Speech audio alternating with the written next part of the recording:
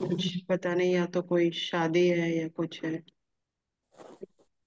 जी ma'am. तो मेरी मतलब जो पीडीएफ में है और कुछ जो मेरे बुक में है वो थोड़ा सा अलग सा दिखाई दे रहा है। तभी मैं इधर उधर ढूंढ रही थी कि क्या है ये। मध्य मार्ग से आज शुरू करेंगे। आप अपने पृष्ठ क्रमांक को देख लीजिए, कौन से पृष्ठ क्रमांक में है। चार आर्य सत्य, चार आर्य सत्य, मध्य मार्ग। सत्य।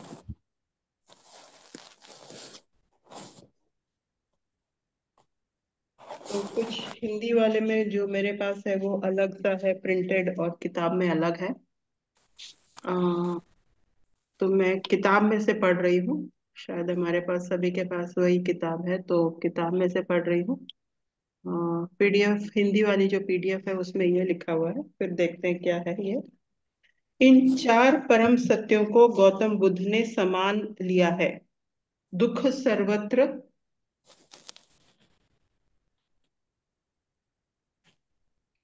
तृष्णा की दुख का मूल कारण है। यह तृष्णा अविद्या से पैदा होती है। अष्टांग मार्ग ही अविद्या का विनाशक है। आपकी किताबों में क्या लिखा हुआ है, यही है? हाँ जी, यही है। अच्छा। अष्टांग मार्ग का अवलंबन करना ही शरणीय है। उसी से शाश्वत दुख राहित्य उपलब्ध होता है। तृष्णा अर्थात श्रुति से अधिक राग, तृष्णा अर्थात लय से अधिक ताल। तृष्णा ही दुख का प्रत्यक्ष कारण है। तृष्णा राहित्य से दुख राहित्य उपलब्ध होता है। दुख राहित्य से ही निर्वाण है। निर्वाण मुक्ति, निश्रेयस या मोक्ष अपवर्ग चाहे किसी भी नाम से जाने, सभी एक हैं, वही दुख राहित्य है। मध्य मार्ग को अपनाओ।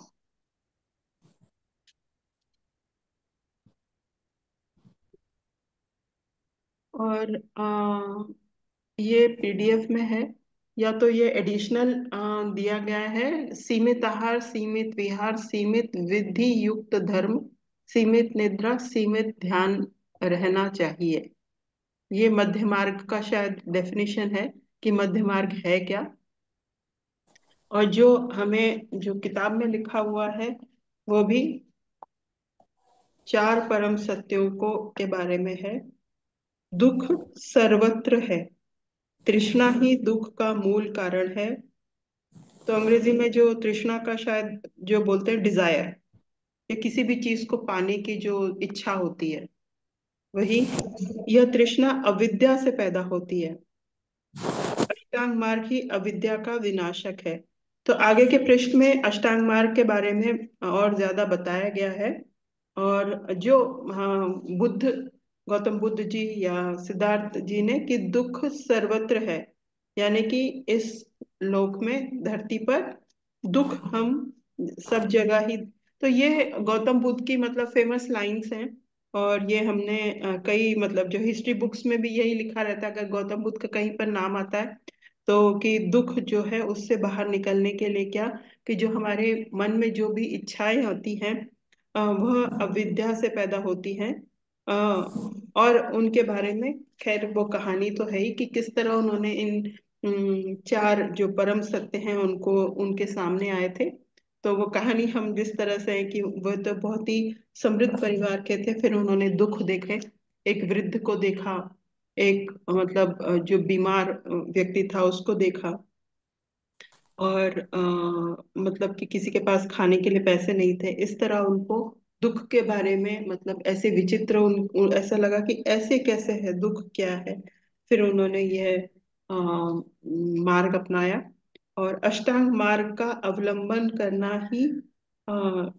करना ही शरणीय है। उसी से शाश्वत दुख राहित्य उपलब्ध होता है।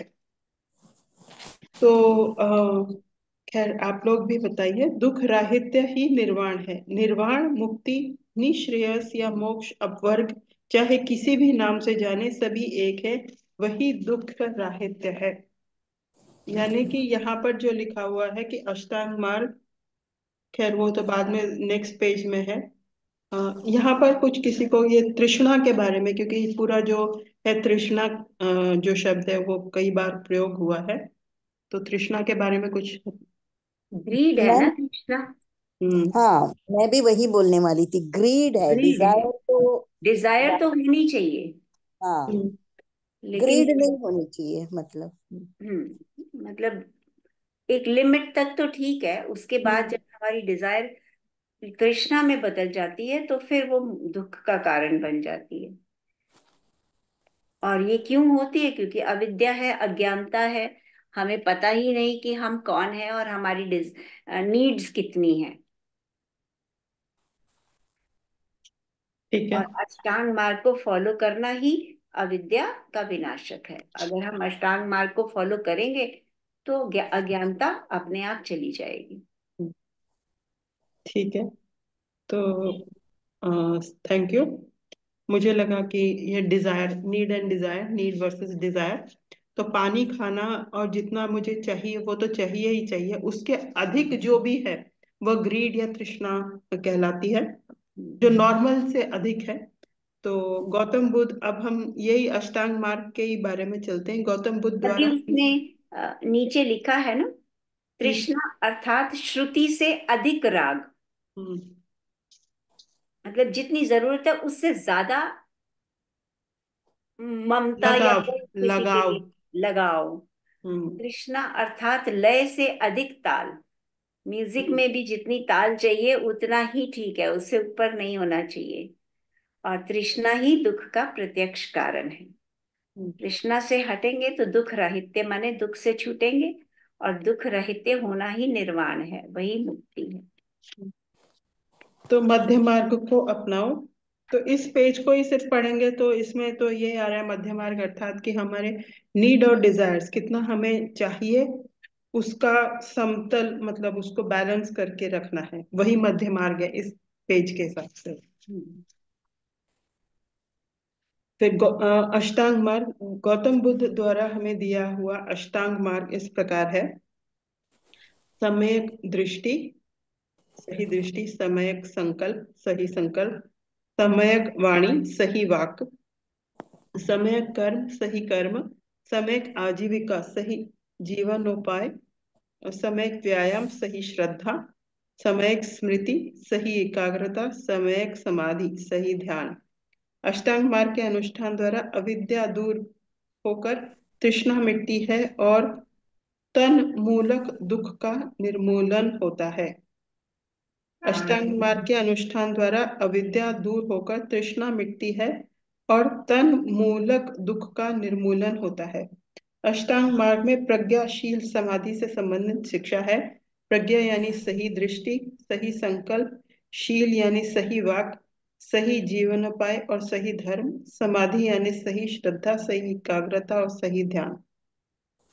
खैर, इसमें जो भी 8 जो पॉइंट्स हैं, उसमें हर एक चीज पर जो सही है उसके कई सारे एग्जाम्पल्स, जो टीचर्स के वीडियोस या जो भी बुद्धिज्म के जो भी महान मतलब वक्ता हैं, कई सारे वीडियोस अवेलेबल हैं, या मतलब उनके बुक्स हैं इस चीज पर। तो इसके लिए मैं उदाहरण नहीं देना चाहती, पर स्थिति के अनुसार मुझे लगता है उम्र और स्थिति और जिस परिवेश में हम पैदा हुए हैं, वहां पर सही दृष्टि, सही संकल्प, या जिस एरा में भी पैदा हुए हैं, वहां पर हमें खुद ही निर्णय करना पड़ता है कि कितना हमारे लिए जरूरी है, कितना वाणी हम बोलनी है, या क्या संकल्प लेना है, जीवनोपाय। तो जो जैन धर्म होते हैं या कई कोई भी धर्म, कि इस तरह से हम मतलब पैसे भी कमाने हैं या आजीविका भी चलानी है, लेकिन किस तरह से और कैसे, मतलब ताकि दूसरे का भी चले और हमारा भी चले। समय, व्यायाम, स्मृति, एकाग्रता, समाधि, सही ध्यान, सभी, मतलब सभी, इन सभी चीज का हमें ध्यान देना है। सिर्फ मतलब कहने का अर्थ है कि जो ये 8 चीजें अगर हम हर चीज का ध्यान रखेंगे, तो वो वही नहीं है कि हमने 1 घंटा ध्यान किया और 1 घंटा सज्जन सांगत्य किया, उतना ही नहीं, पूरा जीवन, मतलब 80 साल या जी रहे हैं, 70 साल जी रहे हैं, उस सभी में हर क्षण में इन सभी चीजों को हमें मतलब ध्यान में रखकर करने के लिए कहा गया है। तभी हम उस क्या तन मूलक दुख का निर्मूलन होता है, यानी भौतिक लेवल पे, शारीरिक लेवल पे, या इस धरती के लेवल में जो हमारी तृष्णाएं इम्बैलेंस हो गई हैं, या जो हमारी मतलब हमारे को दुख कैसे आएगा, अविद्या के कारण दुख आएगा, तो वह दूर होगा।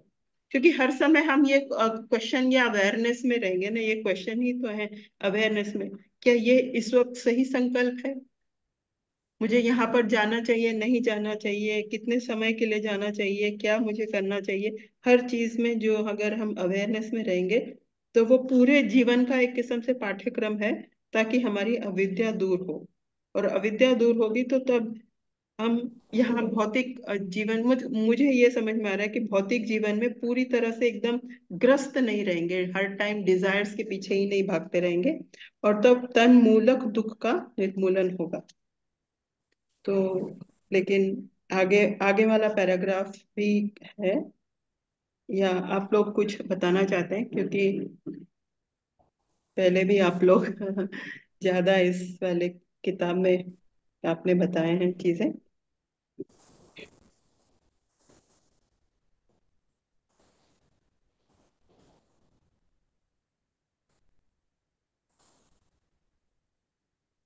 तो इसमें से जैसे पीएसएम से मैं जोड़ रही हूँ, अ, वो हमें बताते हैं कि कौन सी किताबें पढ़नी है, या किसको गुरु मानना है, या कहाँ, मतलब कि कहाँ पर कई चीजों में, जैसे हम कई कि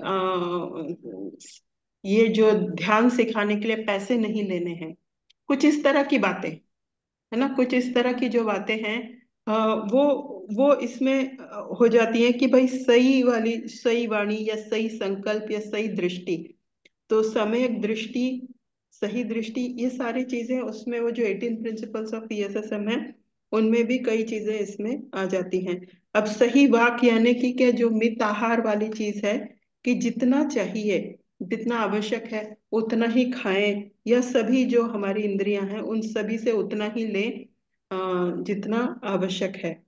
मिताहार और मौन जो हमारा स्पिरिचुअल टैबलेट में एक टैबलेट है, तो आप भी थोड़ा जोड़े इसमें। आपको क्या इस वक्त पढ़ के ये क्या लग रहा है यहाँ पर? मेरे को ऐसा लगता है जैसे सम्यक का मतलब है हम्म। समता, हम्म। सत्य और समता। हम्म। मतलब उतना ही करो हम्म। जो वास्तव में है, और उसमें कुछ अपनी तरफ से ऐड करके या अपनी कोई बिलीफ बना के मत करो। जैसे सम्यक दृष्टि है, तो दृष्टि में भी हम क्या करते हैं, जैसे जब किसी को देखते हैं, किसी को मिलते हैं, उसको उसी दृष्टि से मिलते हैं। वो नहीं करना चाहिए, धारणा बना के नहीं देखो। हमें उस समय जो जो समय हमारे पास, हमें मतलब जिस समय हम जिसको मिल रहे हैं, तो पहले उसको एक ऐसी दृष्टि से देखो जैसे आप उसको कुछ उसके बारे में, आपके मन में कोई धारणा है ही नहीं, कोई बिलीफ है ही नहीं। और फिर उसको देखो ना वो कैसा है। क्योंकि किसी ने हमें कह दिया कि वो ऐसा है, तो ऐसा मान के हम उसको देखेंगे तो हमारी जो जजमेंट हो जाएगी, वो हम उसे जजमेंट जज नहीं करना। और जैसे सम्यक संकल्प है, तो संकल्प में क्या आता है कि जैसे जिस समय जो करने के योग्य है, जैसे मतलब जिस टाइम पे जो करना चाहिए, चाहे वो फिर कितना ही मुश्किल क्यों ना हो, उसमें आपको अपना पूरी ताकत लगा देनी है, पूरा जोश लगा देना है उसको करने के लिए। ये नहीं सोचना कि अगर ये इसकी जगह ऐसा होता तो शायद मैं आसानी से कर लेती, या ये ऐसा है तो मैं नहीं कर सकती। माने जो आपको जिस समय जो करने के लिए मिला है, उसमें फिर अपनी पूरी हिम्मत लगा दो, पूरी कोशिश कर लो, अपना पूरा जो डाल सकते हो अपने शरीर के अनुसार, बुद्धि के अनुसार, जितना भी आप डाल सकते हो, तो वो पूरा डाल के करो। तो जी ये मैम, आपने सही उदाहरण दिया। सही दृष्टि वह होती है जो लिसनिंग होती है, या मतलब दृष्टि वही होगी कि हमारी मतलब किस तरह से हम किसी चीज को देखते हैं, आकलन करते हैं, तो उसमें लोगों का आकलन, सिचुएशन का हेलो। आकलन, सभी कुछ का आकलन हेलो। सही तरीके से। ऐसा ना हो कि हमारे मन में जो पहले से ही कुछ बना है उसके बारे में। तो आपने सही उदाहरण दिया। जी मैम, आप शायद अन्नपूर्णा जी, आप कुछ बोल रहे थे क्या? नहीं मैम, मैम ही फोन में बात कर रही थी। हाँ वो हाँ। किसी का फोन आया, मैंने काटा भी, कटा नहीं, फिर मैंने उठाया तो फिर वो पता नहीं कट गया। ठीक है। तो सम्यक वाणी का मुझे एक बहुत अच्छा एग्जाम्पल याद आ रहा है कि युधिष्ठिर जी जो थे वो धर्मराज युधिष्ठिर कहलाते थे। लेकिन महाभारत में जब अश्वत्थामा की मृत्यु हुई तो उन्होंने क्या कहा कि अश्वत्थामा मारा गया, ज्ञात नहीं हाथी या मनुष्य। अब उनको ज्ञात तो था, लेकिन वो डिक्लेयर नहीं करना चाहते थे ना। तो इससे उनका नाम के आगे से कहते हैं, उस समय से उनके नाम के आगे से धर्मराज हट गया था। उससे पहले वो धर्मराज युधिष्ठिर कहलाते थे, लेकिन उस समय से फिर उनके आगे से धर्मराज हट गया था। सही बात है। अगर मतलब तुम, अर्ध सत्य भी नहीं, पूर्ण सत्य। हाँ, पूर्ण सत्य बोलना है, जो है वैसा का वैसा ही बोलना है, जो आपके मन में है वही कहना है, ये नहीं कि बाहर कुछ और भीतर कुछ और। ये और मैं सम एक ड्रीम डिकोडिंग ग्रुप में जाती हूँ कई बार। तो वहां पर भी कई बार क्या होता है कि जिस मतलब कई बार ऐसे कुछ कटुष चीजें भी बोलनी पड़ती हैं सामने सामने। जैसे कि कोई ड्रीम आया तो उसका कभी कभी तो सही मतलब उसका हमारे लिए जो सही मतलब निकलता है वो होते हैं, लेकिन कई बार हमारे कर्मों के बारे में भी वो ड्रीम्स में होता है। तो वहां पर बड़ी झिझक सी हो जाती है कि अब हम यहाँ 10 लोगों के सामने वो बोल पाए। अब वो भी सुन रही है, लेडी भी सुन रही है जिसका वो है ड्रीम, तो बोल पाए ना बोल पाए। लेकिन उसमें बस एक ही ट्रेनिंग है कि जो है वो आपको स्पष्ट रूप से मतलब बताना है। तो क्योंकि वहां पर ये आवश्यक है कि जितना मेरी नॉलेज है, मेरी जो समझ आई है उसमें हमें पूरी तरह से उसे बताना है और डिफरेंट एंगल से बताना है। मतलब जब नॉलेज दिया जा रहा है, कई बार क्या होता है कि जब हम नॉलेज बोलते हैं तो उन शब्दों को इस तरह से कहना चाहिए जो जिसके लिए वो टारगेटेड है। यानी ये टीचर्स को समझ में ज्यादा आएगा कि अगर टारगेटेड है तो उस भाषा या उस उदाहरण या उस भाषा में भी अलग अलग वेरिएशन करके, ताकि वो टॉपिक जो हम कहना चाह रहे हैं वो 2-3 तरीके से वहां पर पहुंच जाए, प्रस्तुत हो जाए। हम्म। ये तो ये जो सही दृष्टि या सही संकल्प वाली जो आप बात है कि पूरी ताकत लगा देनी है उस वक्त। क्योंकि अगर मैं डिकोडिंग वाले रोल में हूँ तो पूरी ताकत लगा देनी है कि मेरी जो वाणी है, मेरे शब्द हैं, वो सही प्रकार से वहां पर चले जाए। हम्म। ठीक बात है कि वही तो मतलब सही कार्य आपका। जिसको जिसको कहना है उसको मैसेज भी मिल जाए, बुरा भी ना लगे, और बाकी लोगों को शिक्षा मिल जाए। हम्म, जी जी जी, बिल्कुल सही बात है। अब ये जो छठा पॉइंट है ना, समय व्यायाम सही श्रद्धा। तो ये शब्दों का देखिए तो इसके व्यायाम जो मेरे आता है वो एक्सरसाइज के मतलब व्यायाम मतलब एक्सरसाइज या एक्टिविटी ये। लेकिन उसका जो जो उसका वो हिंदी में जो मतलब ये शायद पाली से होगा ये कोई, तो श्रद्धा। यानी कि हमने तो जो मैं समझी हूँ आप की श्रद्धा भी हमें उन पर रखनी चाहिए कि सही, जैसे सभी जैसे ढोंगी है ये कुछ है, ये सही जो किताब अभी जो उदाहरण दिया था कि उन किताबों को ही पढ़ना है, कुछ इस तरह से समझ में आ रहा है। तो ये सही है ये कुछ। यहाँ पे जो मुझे समझ आ रहा है, हम्म, ये प्रयास के लिए है। अच्छा। फिर भी मैं अपनी तरफ से कह रही हूँ, मुझे मतलब वो नहीं है। हम्म, आप भी बोलना, मतलब ऐसा लगता है जैसे महात्मा बुद्ध ने जब ध्यान करना शुरू किया था तो उनका मेन क्या था कि उनको निर्वाण, उनको मतलब वो अल्टीमेट से मिलना है, एक होना है ना। तो उन्होंने क्या बहुत कठिन कठिन मार्ग अपनाए, भूखे रहकर भी, और मतलब बिना सोए बिना रेस्ट किए बहुत कुछ किया था, लेकिन उनको कुछ नहीं मिला। अल्टीमेटली उनको किसी ने समझाया कि तुम इस तरह से करोगे तो तुम कैसे सफलता पाओगे, सफलता तो तुम्हें इसी शरीर से पानी है ना। अगर शरीर को इतना दुख दोगे तो तुम्हें भगवान कैसे मिलेगा। तो फिर जब उन्होंने ये चीज को समझा, तो उन्होंने एक मार्ग अपनाया कि ना ज्यादा खाओ, ना ज्यादा, ना बहुत ज्यादा, बहुत कम खाओ। तो एक वो जो हमारा प्रयास है, मतलब जो हम रास्ता अपनाते हैं किसी भी चीज को पाने का, वो भी समता पूर्वक होना चाहिए। वो भी मिडिल मार्क में होना चाहिए कि बहुत अति भी मत करो, और बहुत ज्यादा कम भी, बहुत कम कोशिश भी मत करो।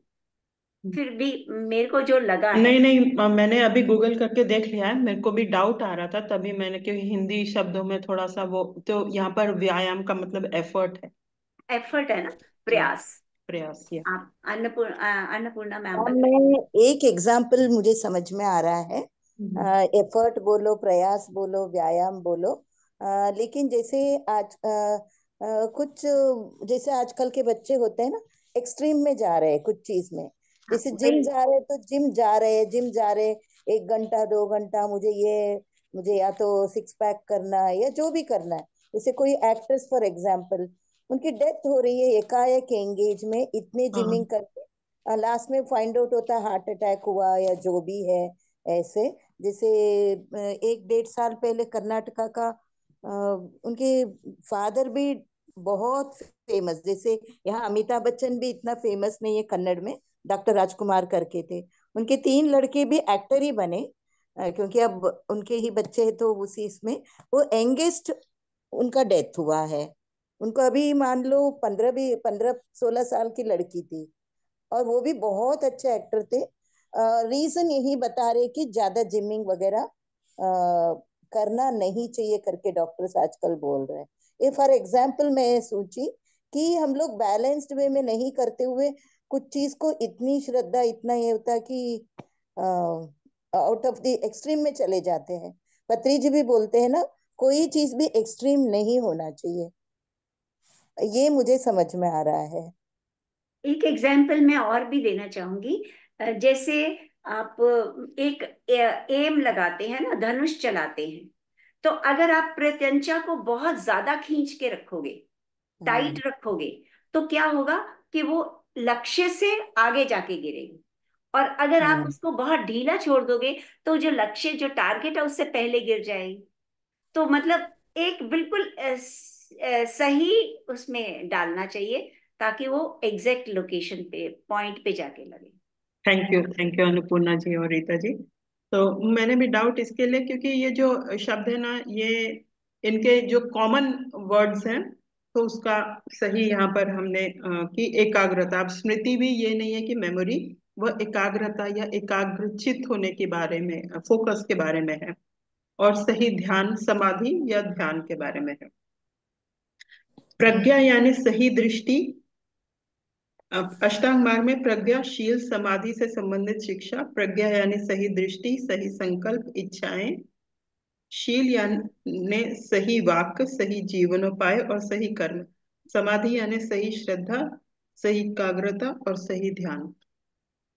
मैं बस एक नेक्स्ट उस पे जाने से पहले बस एक कहूंगी कि ये सब कुछ मैंने ना 3 4 साल पहले ये बहुत डिटेल में मैं बुद्धिज्म वाली चीजों पे मैंने सुना है, देखा है। अ, तो मलेशियन करके एक पूरी एक जैसे पंथ है या सा जो बुद्धिस्ट एक क्या बोलेंगे ब्रांच ऑफ बुद्धिज्म मलेशिया में। तो वो फॉरेस्ट मतलब एक किस्म का वहां पर जो पंथ बोलते हैं ना, जैसे नाथ पंथ है यहाँ पर वहां। तो तब मैं शुरुआत में जैसे विपासना से आई थी, तो मुझे पता था कि सिर्फ वो जैसे आंख बंद करके ही ध्यान होता है। तो ये भी बुद्धिस्ट के ही मतलब इतने उन्होंने गौतम बुद्ध को ही अपनाया इतने 100 वर्षों से। और तब वहां पर जाके पता चला कि ध्यान के भी कई प्रकार होते हैं। कई लोग जो है ध्यान सिर्फ ऐसे बैठकर नहीं, यानी चलकर ध्यान। वहां पर मैं जब वो हुआ मतलब वर्कशॉप हुई थी, तो कि चलकर ध्यान, पानी पीते हुए ध्यान, कि आप गले से पानी उतर रहा है, ये ध्यान। जो भी मतलब खाना खा रहे हैं तो इतनी बार चबा रहे हैं ना, हमें बचपन में समझाया जाता है कि इतनी बार आपको चबाना है, वो ध्यान। तो हर एक चीज में ध्यान। तो वो मेरे लिए एक मतलब नई चीज थी, क्योंकि मैंने सोचा था ध्यान मतलब वो आंखें बंद करने वाला ध्यान। तो ये जब हम, हो सकता है कि इस वाले ध्यान मार्ग में भी, लेकिन ध्यान वहां पर ऐसे पता चला कि नहीं, ध्यान अनेकों प्रकार के होते हैं।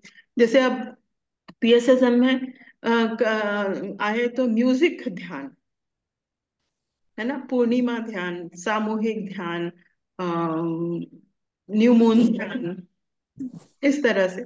तो अलग अलग जब हमारी मतलब एक किस्म से होता है ना, कोई वक्त आता है या फिर हम हमारी समझ में आता है कि ये सिर्फ एक प्रकार का नहीं है, पर कई चीज का पल पल अवेयरनेस, जो है। भी कर रहे हैं हाँ, वो उसी उसी में काम में पूरा लग जाना, वो ध्यान ही है।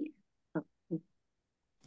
तो हम नेक्स्ट वाले पेज पे आते हैं। सही द्रव पथ, द्रक पथ, सही द्रक पथ। सही द्रक पथ यह है, शांति, चैतन्य और ज्ञान, इन तीनों का समुदाय मैं है। एक मिनट में देख लूं, अगर ये पीडीएफ पर है तो वो शेयर करना भी सही रहता है।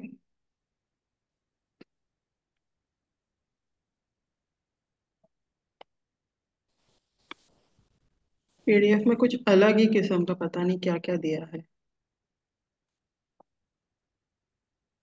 ठीक है, फिर आज पीडीएफ को देखते ही नहीं है, आज सिर्फ ये किताब में से देखते हैं। शक्ति, चैतन्य और ज्ञान, इन तीनों का समुदाय मैं है।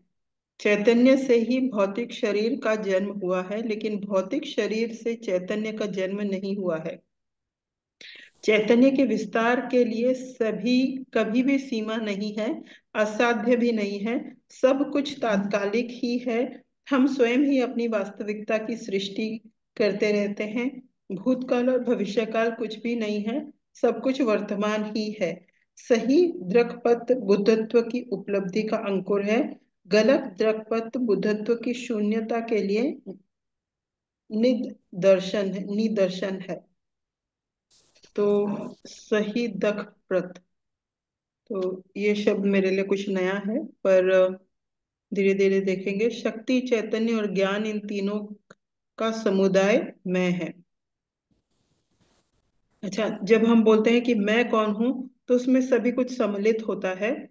फर्स्ट पॉइंट तो यह है कि शक्ति भी है, अवेयरनेस भी है और विजडम भी है। चैतन्य से ही भौतिक शरीर का जन्म हुआ है, लेकिन भौतिक शरीर से चैतन्य का जन्म नहीं हुआ। तो हम वननेस में जब बोलते हैं तो हम अवेयरनेस में होते हैं, वहां से हमारा ये भौतिक शरीर का जन्म हुआ है। चैतन्य के विस्तार के लिए कभी भी सीमा नहीं है, असाध्य भी नहीं है। तो हम जब अवेयरनेस कहते हैं, तो अभी जो एग्जाम्पल को अगर हम करें तो हर समय अवेयरनेस, चैतन्य रूप में रहना, उसकी कभी भी कोई सीमा नहीं है और वो असाध्य भी नहीं है। ये सोच लेना कि हम हर समय चैतन्य या अवेयर नहीं रह सकते, ये गलत है। सब कुछ तात्कालिक ही है, हम स्वयं ही अपने वास्तविकता की सृष्टि करते रहते हैं। तो जब अवेयर रहेंगे अब इन सारी चीजों को, फिर इसका जो फिफ्थ पॉइंट है, हम स्वयं की ही अपनी वास्तविकता की सृष्टि करते रहते हैं। भूतकाल और भविष्यकाल कुछ भी नहीं है, सब कुछ वर्तमान में है। सही दृक्पथ बुद्धत्व की उपलब्धि का अंकुर है, अर्थात कि न पीछे है न कुछ आगे है, सभी कुछ इसी वक्त में है।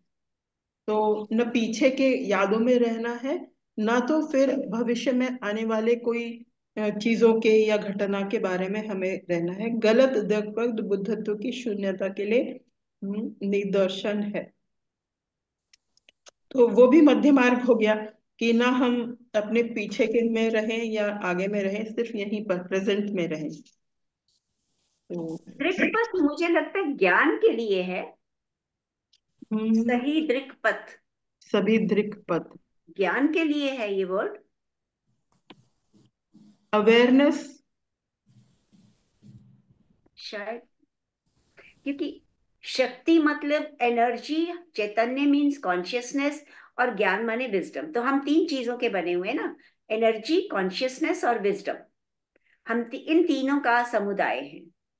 और जो चैतन्य है, जब कॉन्शियसनेस होती है, अवेयरनेस होती है, तभी भौतिक शरीर का जन्म होता है। बिकॉज आत्मा आती है नीचे, तो तभी वो शरीर धारण करती है ना। चैतन्य से ही भौतिक शरीर का जन्म हुआ है। मतलब चैतन्य, चेतनता, आत्मा आती है तो शरीर धारण करती है, लेकिन शरीर धारण करने से चैतन्यता का जन्म नहीं होता। बिना चैतन्यता के तो शरीर धारण हो ही नहीं सकता ना। हमारा आत्मा होती है तभी वो किसी मतलब उसमें वूम में आती है, तभी तो हम शरीर धारण कर पाते हैं। खाली शरीर धारण कर ले और चेतना ही ना हो, अगर हमारे अंदर आत्मा ही ना हो, तो फिर तो वो शरीर, वो तो जन्म ले ही नहीं पाएगा ना। मेरे को जो समझ आ रहा है। ठीक है मैम, मैंने भी ये कुछ इसमें जो बुद्धिज्म के बारे में है उसमें ये शब्द अलग तरीके, मतलब कुछ अलग से इसकी डेफिनेशन नहीं है। तो सही दृक्पथ यही होगा, चैतन जो आप बोल रहे हैं। सही ज्ञान। सही हाँ, ज्ञान। हो सकता है कुछ और भी मीनिंग हो। और चैतन्य के विस्तार के लिए कभी भी सीमा नहीं है। हम ये तो हमें पता है कि हमारी जो चेतना है उसका तो, वो तो अनलिमिटेड है, इनफाइनाइट है। हम हम्म। तो उसमें कोई मतलब ये नहीं कि इतनी या उतनी या उससे ज्यादा, वो तो अनलिमिटेड है। वो तो कई लोगों में यही चेतना है, यही एनर्जी है। और सब कुछ तात्कालिक है। तात्कालिक माने जो प्रेजेंट है। नहीं मैम, टेम्पररी। टेम्पररी। टेम्परेरी, अच्छा। हाँ, कोई भी चीज परमानेंट नहीं है। हाँ, ठीक है। तो हम वी, और उसके बाद है we create our own reality, वो तो हम्म। है। यस। और भूतकाल, पास्ट और फ्यूचर कुछ है ही नहीं। जो कुछ भी है वर्तमान में है, वो तो हमने बनाए हुए हैं ना। कि भूतकाल में हमें ये किया होगा तो इसलिए ऐसा हो रहा है। मतलब भूतकाल और भविष्य काल को तो की उतनी वैल्यू नहीं है। जो कुछ भी है प्रेजेंट में, अगर हमें भूतकाल में था तो भी प्रेजेंट में ही हम उसको सुधार सकते हैं। और फ्यूचर के लिए भी जो हम अब प्रेजेंट में करेंगे, उसी से अपना फ्यूचर क्रिएट करेंगे। बाकी आप बताओ, आप थोड़ा मेरे को तो जो समझ आए। नहीं, आप भी सही। और ये तात्कालिक यही है कि तात्कालिक मतलब टेम्पररी है। हम्म। तो भूतकाल और भविष्यकाल कुछ भी नहीं है, सब कुछ वर्तमान में ही है। तो हम ही ने बना रखा है, तो जो आप बोल रहे हैं वही है। क्योंकि सही। पास्ट को लेके भी हम अपनी प्रेजेंट लाइफ को खराब नहीं कर सकते। वो हाँ। कहते हैं ना, पास्ट को तभी याद करो जब उसमें से कुछ शिक्षा लेनी हो। नहीं तो फिर पास्ट को याद करने का कोई फायदा नहीं है ना। जो बीत गया सो बीत गया। और भविष्य जो है वो हम अब क्रिएट करेंगे। अब जो हम करेंगे उसी से भविष्य क्रिएट होगा। तो मेन तो प्रेजेंट ही हो गया ना। तो ऐसा कुछ द्रुकपथ या कुछ ऐसे कोई ऐसा शब्द मुझे मतलब कोई डिक्शनरी में नहीं मिला, तो हो सकता है ये पाली तो में हो या कुछ अलग हो। क्योंकि मतलब हाँ। अगर हमारा ज्ञान सही है तो हम हाँ। बुद्धत्व की के बीज को अंकुरित कर सकते हैं। और हाँ। अगर ज्ञान ही गलत है, मतलब जैसे अष्टांग मार्ग भी नहीं हमें पता, और ये भी यही नहीं पता कि पास्ट और प्रेजेंट और फ्यूचर में क्या इंपॉर्टेंट है हमारे लिए, तो फिर वो हम शून्यता में ही रह जाएंगे। मुझे तो अपना ना, मुझे ये लग रहा है कि इसका प्रोनाउंसिएशन कैसे होगा, ये जो लिखा हुआ है। दक दृक प्रत है, धृक प्रत है, क्या है ये? ध्रुक ध्रुक कहते हैं। जो नीचे वाला रो होता है ना, उसमें हम्म। रू की आवाज आती है। ध्रुक पथ। हाँ, पर वो जैसे अगर हृदय होता ना, तो र तो, अलग था, तो अब वो ये अलग द्र। र होता है। ध हाँ। के नीचे जो र होता है वो अलग होता है। और ये जो ये प्रिंट में है वो ऐसा लग रहा है कि द के नीचे कहीं ध नहीं है ऐसे। नहीं नहीं, वो द के नीचे र है। और इस र को रू की साउंड देते हैं। ठीक है। क्योंकि तो मैं वो आज कर रही हूँ इसी ना, तो पे, उसने बताया मुझे। हाँ आज इसी पे ये मध्य मार्ग जी। का बस, क्योंकि टॉपिक दिया था, तो मैं बस पढ़ देती हूँ। मध्य मार्ग, गीता सदा मध्य मार्ग का ही बोधन करती आ रही है। सीमित आहार, सीमित विहार, सीमित विधि युक्त धर्म, सीमित निद्रा से रहना चाहिए। हमेशा मध्य मार्ग को ही अपनाना चाहिए। मध्य मार्ग से ही दुख का नाश होता है। तो युक्ताहार विहारस्य, युक्त चेष्टस्य कर्मसु, युक्त स्वप्न स्वप्रवबोधस्य योगो भवति दुःखः। तो 6 चैप्टर से है ये। और इस पर मैं खत्म करती हूँ, फिर कल हम यहीं पर से मध्य मार्ग से ही आगे बढ़ेंगे। क्योंकि पूरा ये पूरा जो खंड है, मतलब पूरा एक 7-8 पन्नों का जो खंड है वो मध्य मार्ग के ही बारे में है। आचार विचार और सही युक्त विहारस्य, सही आहार सही विहार, सभी कुछ, मतलब कहने का अर्थ है शायद पत्री जी हमें ये बता रहे हैं कि बुद्धिज्म में है और यही बात अलग शब्दों में या सिमिलर शब्दों में गीता में भी कही गई है।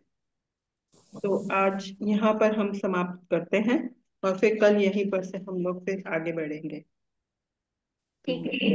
बहुत बहुत धन्यवाद। Thank you. Thank you. Thank you सभी को। थैंक नमस्ते। यू सभी मास्टर्स को, thank you. Thank you all. Thank you. Thank you. Thank you ma'am.